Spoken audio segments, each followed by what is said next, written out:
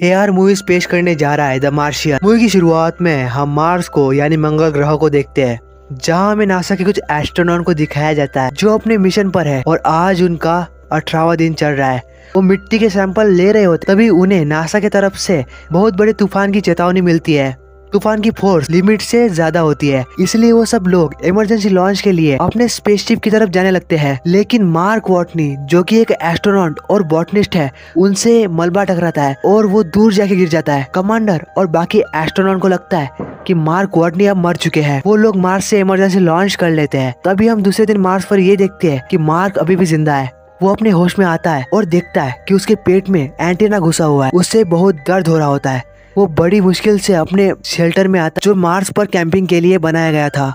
वहाँ के वो उसके पेट से उस एंटीना को निकालता है। ये करते वक्त उसे बहुत दर्द होता है। उसके बाद वो एक वीडियो रिकॉर्ड करना स्टार्ट करता है, क्योंकि उसके मरने के बाद वो वीडियो कोई देख पाए और ये जान पाए कि मार्क वाटनी जिंदा था। वो वीडियो में ये कहता है कि उसके पास नासा से कांटेक्ट करने का कोई जरिया नहीं, जो था वो तूफान के चलते खराब हो गया। अब वो किसी से कांटेक्ट नहीं कर सकता। वो जिस शेल्टर हैब में रह रहा है वो बस 31 दिन टिकने के लिए बना है और उसके पास ज्यादा दिन के लिए खाना भी नहीं है। उसे लॉकर में कुछ आलू मिलते हैं। मिशन के 21वें दिन वो हिसाब लगाता है कि उसके पास मिशन के 300 दिनों तक का खाना है।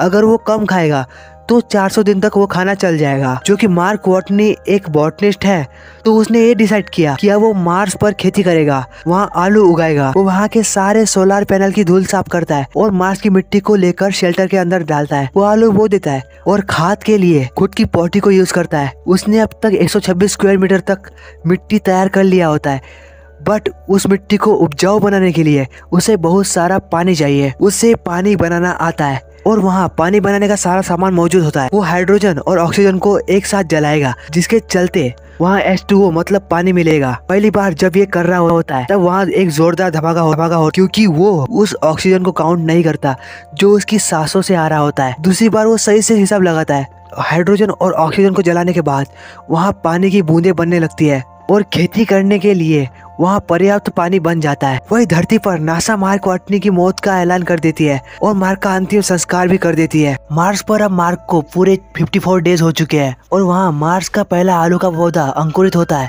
मार्क उसे हेलो कहता है। तभी हम अर्थ पर देखते हैं कि मिशन कंट्रोल नासा से मिंडी यही नोटिस करती है कि मार्स पर चीजें इधर उधर हो रही है और वहाँ के सोलर पैनल को साफ किया गया है और रोवर की जगह बदल चुकी है। उन्हें पता लगता है कि मार्क वाटनी अभी भी जिंदा है। डायरेक्टर सैंडर उन्हें कहता है कि हम वहाँ पहुँचने से पहले ही मार्क भूख से मर जाएगा। हम मार्स पर मार्क को देखते हैं, जिसे आज मार्स पर पूरे 70 दिन हो चुके हैं। वो हिसाब लगाता है कि 4 साल बाद मार्स पर अगला मिशन एरिस 4 वहाँ से 3500 किलोमीटर दूर एक क्रेटर पर उतरेगा और उसके पास 2 रोवर होते हैं और हर एक 35 किलोमीटर तक जा सकता है।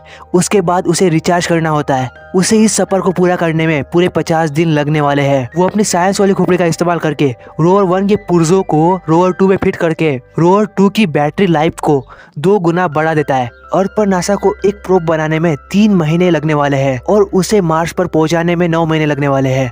मतलब पूरे 1 साल बाद नासा मार्स तक जरूरत का सामान पहुंचा पाएगी। अब मार्स पर मार्क को पूरे 79 दिन हो चुके हैं। मार्क ने 48 दिनों पहले आलू बोया था। अब उसके पास 400 आलू के पौधे हैं। वो आलू को निकाल लेता है और छोटे आलू को फिर से बो देता है और बड़े आलू को खाने के लिए इस्तेमाल करता है। मार्क को एक आइडिया आता है। वो अपना रोवर लेकर जहां 1996 के एक पाथफाइंडर का अर्थ से कनेक्शन टूट गया था, उस जगह जाके उस पाथफाइंडर को ढूंढकर अपने साथ हैब में ले आता है और उस पाथफाइंडर को रिपेयर कर लेता है। और उस पाथफाइंडर को, जो कि बहुत पुराने जमाने का कैमरा होता है, उससे नासा के साथ इमेज शेयर कर सकता है और वो कैमरा घूम सकता है। यानी अब मार्क नासा के साथ यस और नो में बातें कर सकता है। यस और नो में बातें करने से बहुत टाइम जा रहा है, इसलिए मार्क बहुत सारे कोड्स के जरिए नासा से बातें करने लगता है। नासा की मदद से कोड हैक करके पाथफाइंडर की ब्रॉडकास्टिंग फ्रीक्वेंसी को रोवर के साथ जोड़ देता है। इसके चलते अब वो डायरेक्टली नासा के साथ कंप्यूटर के जरिए मैसेज भेजने लगता है। विंसेंट कपूर मार्क को बताता है कि हम तुम्हें खाना और बाकी जरूरत का सामान भेज रहे हैं ताकि तुम्हें 4 साल तक एरिस 4 मिशन आने दिक्कत ना हो। मार्क को ये सुन के अच्छा लगता है। नासा उसे बताता है कि हमने अब तक तुम्हारे जिंदा रहने की बात तुम्हारे एस्ट्रोनॉट दोस्तों को नहीं बताई ताकि वो अपना मिशन पर ध्यान लगा सके। 4 महीने बाद हम हर्मिस को देखते हैं, जिसमें मार्क के एस्ट्रोनॉट होते हैं। नासा उन्हें मार्क के जिंदा होने की खबर देता है। वो सब बहुत हैरान और दुखी होते हैं क्योंकि उन्होंने मार्क को वहाँ मार्स पर छोड़ दिया था। मार्स पर सब ठीक ठीक चल रहा हो कि मार्स जिस हैब में रह रहा था वो हैब और उसकी आलू की फसलें ब्लास्ट हो जाती है और जो वातावरण मार्क ने आलू उगाने के लिए बनाया था वो पूरा खत्म हो चुका था। वह फिर से आलू नहीं उगा सकता। नासा उसे कहता है कि अब जो खाना तुम एक दिन में खाया करते थे, अब वो खाना तुम्हें 3 दिन तक खाना पड़ेगा। नासा वाले मार्क के लिए जरूरी सामान के साथ एक रॉकेट को लॉन्च करने वाले होते हैं, लेकिन उनके पास टेस्टिंग करने का वक्त नहीं होता, इसलिए वो रॉकेट आसमान में जाके ब्लास्ट हो जाता है। अब ये बात जब मार्क को पता लगती है तब वो बहुत ज्यादा दुखी हो जाता है, क्योंकि उसे पता लग गया था कि अब वो मर जाएगा।